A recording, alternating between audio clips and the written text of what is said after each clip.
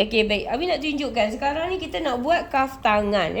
Okey, katakan kaf tangan kita, lilit lengan kita ni 7,5. So, 7,5 untuk kaf ni kita kena buat 8,5. Sebab apa? Setengah 1 inci tu lagi tu untuk selisih butang. Okey?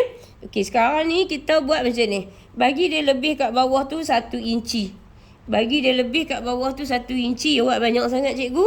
Okey, tengok dulu. Jangan tanya lagi. Okey. So, dia macam ni. Bubuh gam. Bubuh gam pula dah gosot. Okey, macam tu kan? Macam tu. Tengok elok-elok.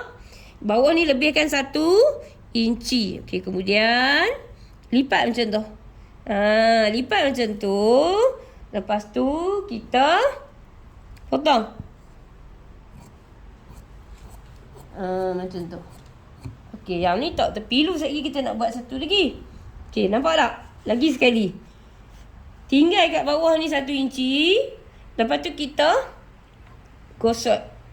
Kita gosot. Macam tu. Okey. Lepas tu kita lipat macam tu. Potong. Okey. Tu bukan ukuran sebenak dia lagi.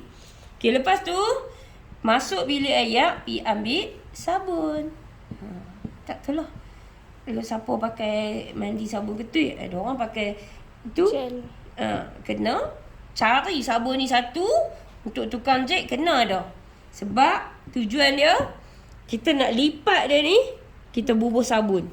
So, dia akan lekat dengan mudahnya, dengan jayanya. Lagu tu. Nampak tak? Tu. So, dia lekat dengan rata. Okey. So, tu tujuan dia. Okey, baik. So, yang ni nampak tak? Macam dia lebih-lebih kan? Sekejap lagi baru kita potong. Lalu ni, jom kita pergi jahit.